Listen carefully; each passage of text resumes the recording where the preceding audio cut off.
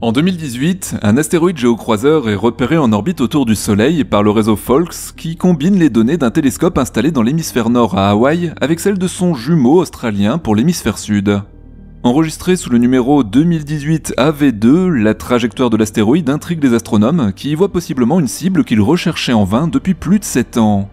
Ce qui distingue 2018 AV2 de n'importe quel autre caillou traînant dans l'espace, c'est la concordance quasi parfaite de son mouvement avec celui de la Terre. Son orbite est calquée sur la nôtre d'une façon quasi impossible pour un objet naturel.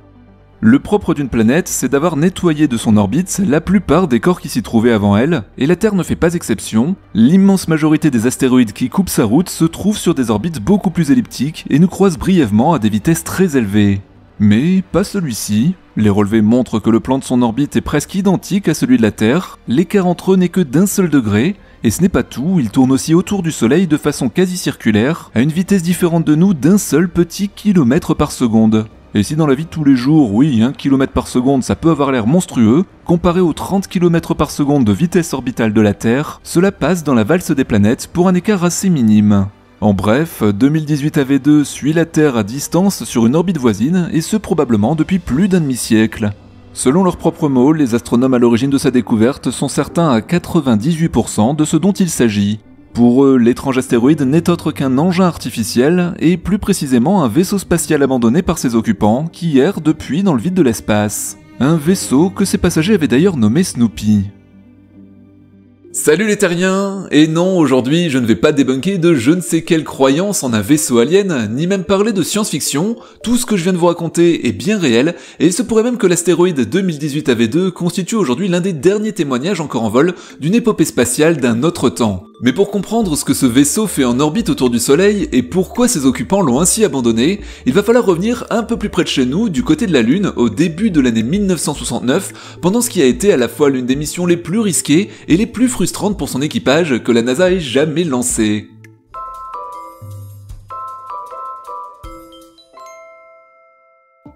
Lorsque les astronautes John Young, Eugene Cernan et le commandant Tom Stafford prennent place dans l'étroit volume de leur module de commande Apollo le 18 mai 1969, ils savent qu'ils s'apprêtent à risquer leur peau pour s'aventurer plus loin qu'aucun humain avant eux, mais qu'ils n'en recevront pas les honneurs. En fait, le plus probable c'est même que l'histoire oubliera leur incroyable mission.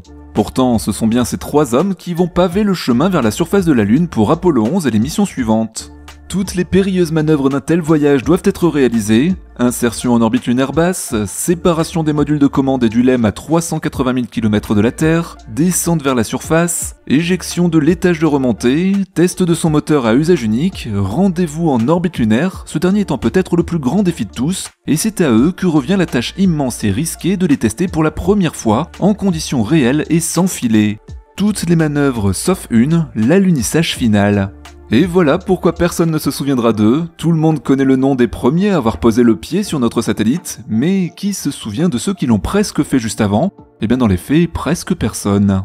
Pourtant, leur aventure comporte techniquement sans doute plus de grandes premières et d'incertitudes que celles d'Armstrong et d'Aldrin quelques mois plus tard. Jamais personne à ce stade n'a encore tenté l'exploit d'un tel rendez-vous entre 2 vaisseaux en orbite lunaire, une idée qui semblait totalement farfelue et encore hors de portée quelques années plus tôt. Pourtant, Stafford et Cernan vont parier leur vie dans la réussite de la manœuvre, car le LEM qu'ils occupent est incapable de retourner sur Terre de lui-même. S'ils ne parviennent pas à dérouler correctement leur programme pour revenir s'amarrer au module de commande, ils sont tout simplement condamnés. Une fois en orbite autour de la Lune, l'instant de la séparation entre les 2 modules s'apparente donc à un grand saut dans l'inconnu. Le 22 mai, pour la première fois, un module lunaire vole de ses propres ailes, librement au-dessus de l'astre pour lequel il a été dessiné. Les premières minutes de son incursion se déroulent parfaitement bien. Suivant son programme de manœuvre, Stafford freine sa course pour abaisser le périgée de son orbite jusqu'à 15 km seulement de la surface. Il laisse alors le LEM suivre cette courbe descendante qui dure presque 1 heure, pendant laquelle les 2 hommes prennent des photos détaillées de la surface et testent le radar et les systèmes de contrôle de l'étage de descente.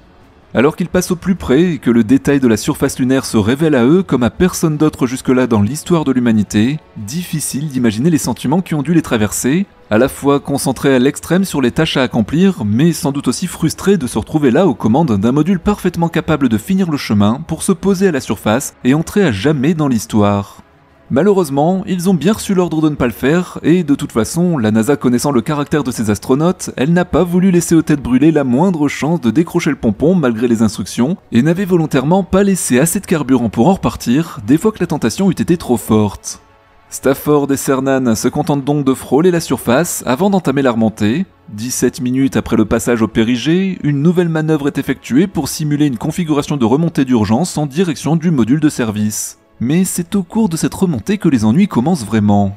À mi-chemin, les mouvements du LEM deviennent soudainement erratiques, il se met de lui-même à basculer de façon incontrôlable, s'inclinant d'un côté puis de l'autre de façon apparemment aléatoire. Les deux hommes se précipitent alors sur les systèmes de guidage manuel, Cernan lâchant au passage un juron resté célèbre dont son micro restait ouvert. Tout se joue alors en quelques secondes. Sur une orbite aussi proche de la surface, la moindre poussée des moteurs selon un axe inadapté peut les mener au crash. Stafford prend alors la décision de larguer l'étage de descente fautif, puis de reprendre à la main le contrôle de l'étage de remontée, et soudain tout se stabilise. Les analyses de l'incident montreront d'ailleurs deux choses. D'abord que le sang-froid du commandant leur a sauvé la peau, car il n'en fallait plus que de quelques secondes pour que leur aventure vire au drame, et ensuite que l'erreur était d'origine humaine. Le système de guidage en attitude du LEM était resté sur un mode automatique, réservé au rendez-vous, qui le poussait à rechercher en vain la position du module de commande. Une dernière poussée du moteur de l'étage de remontée, qui heureusement réagit parfaitement pour son premier test autour de la Lune, et ils se placent à nouveau sur l'orbite, ce qui leur permettra de rejoindre leurs compagnons restés en altitude. Une fois les deux hommes de retour dans leur siège du module de commande, le LEM est éjecté, et par mesure de sécurité, son moteur est mis à feu jusqu'à épuisement de ses réserves de carburant pour l'éloigner au maximum. Voilà donc les dernières images que l'on possède de lui. La dernière vision des astronautes sera celle de la flamme du moteur à l'horizon avant qu'il ne disparaisse de l'autre côté de la Lune, la toute dernière fois que des yeux humains ont aperçu ce vaisseau, à présent abandonné, que son équipage avait baptisé Snoopy. Et oui, pour les missions Apollo, la NASA avait décidé qu'il reviendrait aux astronautes de nommer eux-mêmes les vaisseaux à bord desquels ils embarqueraient, et pour Apollo 10, ce sont les noms du célèbre chien Snoopy et de son maître Charlie Brown que les trois astronautes ont choisi, ce qui n'a pas vraiment été du goût des dirigeants de l'agence, qui n'y trouvaient probablement pas la dimension épique de l'expédition. Les capsules suivantes se verront donc apposer des noms un peu plus sérieux, sans doute parce qu'on imaginait mal Neil Armstrong rentrer dans les livres d'histoire à bord d'un vaisseau baptisé Bugs Bunny ou même Donald Duck. Une fois réunis à bord du module de commande, Charlie Brown donc, les trois astronautes ont déroulé sans accroc le reste de leur plan de mission jusqu'au retour sur Terre. La NASA, peut-être pour se faire pardonner un voyage aussi frustrant, mais aussi surtout parce qu'ils avaient largement fait preuve de leurs compétences, nommera Young et Cernan, respectivement commandants de bord d'Apollo 16 et 17, les deux dernières missions lunaires, et les deux hommes auront finalement le privilège de franchir enfin ces 15 derniers kilomètres qui les avaient jusque-là séparés de la surface pour y poser le pied. Mais celui qui nous intéresse ici, ça n'est pas le vaisseau qui est rentré sur Terre et qui est aujourd'hui exposé au Science Museum de Londres, c'est l'autre, le LEM Snoopy, que son équipage a aperçu pour la dernière fois, en train de s'éloigner de lui en épuisant ses dernières réserves d'ergols. C'est ce vaisseau qui, depuis, a poursuivi dans l'indifférence générale son voyage dans le système solaire et qui est aujourd'hui, 54 ans plus tard, le dernier module lunaire à avoir volé dans l'espace sans avoir été détruit immédiatement après. En effet, comme on l'a vu ensemble dans l'épisode sur la Lune creuse, dont je vous mets le lien en fiche, si vous n'avez pas vu d'ailleurs gardez-vous-le pour plus tard, eh bien tous les LEM suivants ont fini volontairement crashés à la surface de la Lune, avec, à partir d'Apollo 12, l'intérêt de provoquer des secousses calibrées que les sismomètres déposés par les astronautes ont pu analyser pour se faire une idée de la structure interne de notre satellite. Les deux seules exceptions à ces crashs systématiques sont les LEM d'Apollo 13, célèbre lui pour avoir servi de radeau de survie à son équipage pour son retour sur Terre, et celui d'Apollo 9, le tout premier qui a volé non pas jusque la Lune, mais uniquement autour de la Terre pour y être testé. Et ces deux-là ont fini brûlés dans l'atmosphère. Reste donc que le seul vaisseau spatial à avoir un jour abrité un équipage et qui vole encore aujourd'hui, abandonné et intact dans l'espace, se nomme Snoopy. Voilà donc une pièce d'histoire que les musées s'arracheraient s'ils pouvaient seulement mettre la main dessus, qui continue d'errer quelque part autour du Soleil. Mais où peut-il se trouver à l'heure actuelle, et aurait-on une chance de remettre un jour la main sur ce témoin d'une des plus grandes aventures de l'exploration spatiale ? Les derniers points connus de sa trajectoire ont été révélés dans les heures qui ont suivi l'ultime allumage de son moteur. Après cela, et une fois que l'on a été assuré qu'il ne reviendrait plus jamais menacer de collision l'équipage d'Apollo 10 ou des missions suivantes, les antennes de suivi se sont détournées de lui. Mais jetons un œil au calcul derrière cette manœuvre. Vu depuis quelque part au-dessus du pôle Nord, la Terre tourne autour du Soleil dans le sens inverse des aiguilles d'une montre, et la Lune, elle, tourne dans le même sens, mais autour de la Terre. Snoopy, lui, orbitait autour de la Lune dans le sens opposé, et lorsqu'il a réalisé sa manœuvre, voilà dans quelle configuration il se trouvait. En vidant ses réserves d'ergols, c'est donc à l'inverse du mouvement de la Terre qu'il s'est propulsé, d'environ 1 km par seconde. Du point de vue du Soleil, il a donc freiné sa course d'environ 1 km par seconde, et donc perdu de l'énergie. Résultat, au lieu de suivre parfaitement le mouvement de la Terre, il s'est retrouvé embarqué dans une nouvelle ellipse autour du Soleil, dont le périhélie, le point le plus bas, se trouvait maintenant plus proche de notre étoile, et dont la période n'était plus d'1 an exactement, mais un petit peu plus courte. Si vous suivez la chaîne régulièrement, vous commencez à connaître ce paradoxe étrange de la mécanique orbitale, c'est en freinant qu'on finit par tourner plus vite. Et la conséquence de cet écart de vitesse, c'est qu'aujourd'hui Snoopy et la Terre ne sont plus synchronisés dans leur valse autour du Soleil. En tournant à des vitesses légèrement différentes, on estime qu'ils se croisent maintenant à bonne distance tous les 15 ans environ. Mais ce n'est pas simple d'en savoir plus. Si pendant les premiers mois de son voyage il était encore assez facile d'extrapoler sa trajectoire des derniers points que l'on en connaissait, plus le temps passe, plus les incertitudes grandissent. D'autant qu'à chacun de ses passages rapprochés avec la Terre, Snoopy a vu sa trajectoire dévier, mais sans que l'on sache précisément de combien, faute de connaître la distance précise à laquelle il est passé à chaque fois.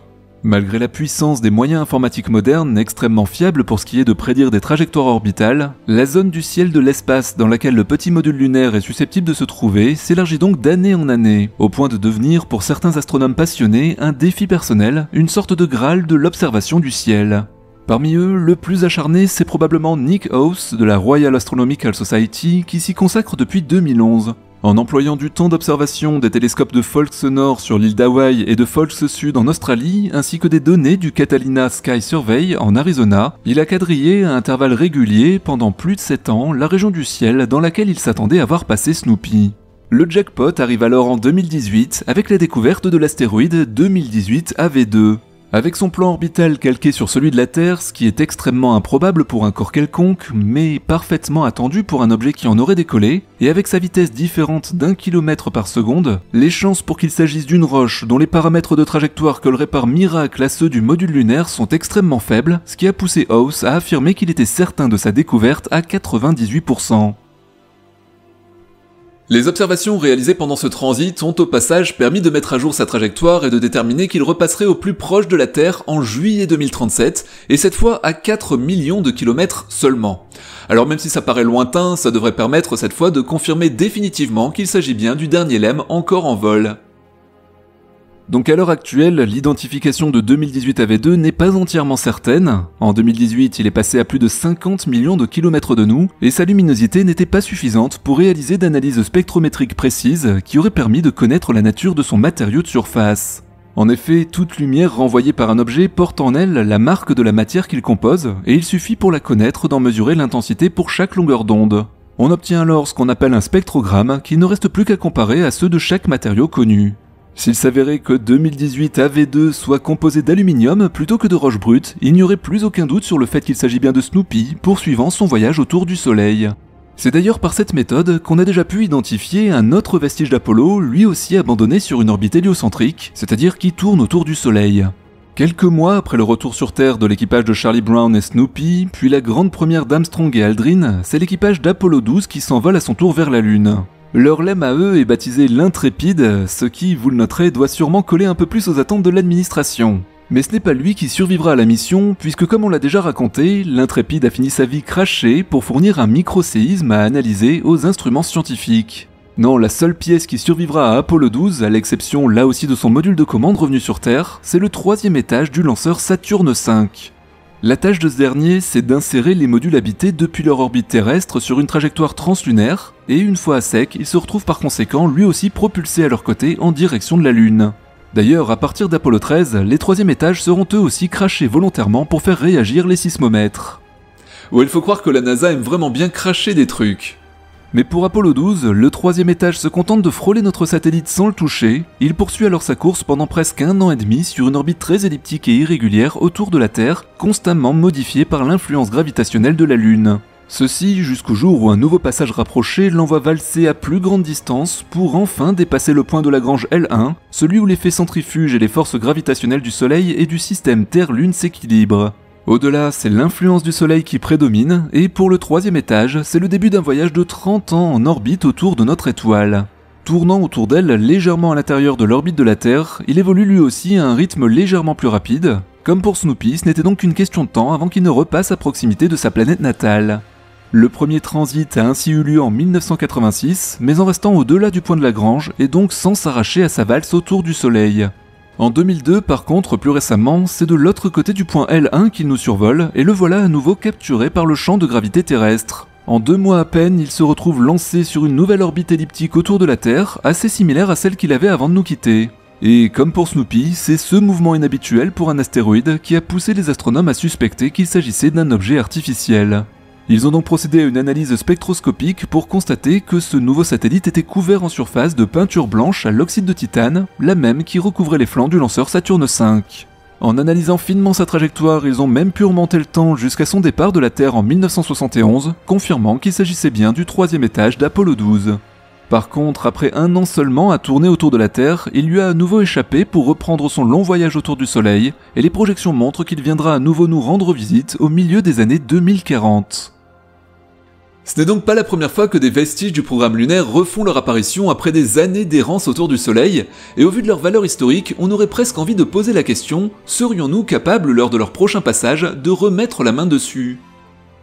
Alors on va pas se mentir, ce n'est pas gagné. Pour ramener Snoopy sur Terre, il faut imaginer une mission capable de s'envoler pour l'intercepter à son prochain passage à 4 millions de kilomètres de la Terre, soit 10 fois la distance de la Lune, avec suffisamment de carburant restant pour lui faire effectuer une manœuvre de réinsertion en orbite terrestre, ce qui revient grossièrement à annuler son kilomètre par seconde de différentiel de vitesse. Vu la masse du LEM et donc l'énorme énergie à fournir, c'est le genre de projet qui ne serait envisageable qu'en envoyant vers lui un véhicule tracteur à l'aide d'une fusée géante de la catégorie du SLS. Puis une fois ramené en orbite terrestre, si on veut espérer le ramener au sol, et dans la mesure où les LEM n'étaient pas dotés de boucliers thermiques puisqu'inutiles sur la Lune, on n'aurait pas d'autre choix que de le placer dans un cargo géant type Starship, chargé de le faire descendre vers le sol sain et sauf. Donc bref, vu le coût d'une telle opération, comparé à sa faible valeur scientifique ou technique, il est à peu près certain que Snoopy et ses compagnons continueront leur valse entre Soleil et Terre pour très longtemps encore. Et tant qu'ils ne rencontreront pas de météorites trop massives pour les détruire en chemin, on peut considérer qu'ils resteront en relativement bon état pendant encore quelques décennies, siècles voire millénaires s'ils sont chanceux, pour témoigner de l'incroyable aventure spatiale dont ils sont issus. Nous voilà en tout cas arrivés au bout de cette vidéo, j'espère que ce petit voyage dans le musée volant du système solaire vous a plu. N'oubliez pas le pouce, l'abonnement, la cloche et un petit commentaire, ça fait toujours très plaisir. Quant à moi, je vous dis à très vite pour un prochain épisode. Salut les terriens!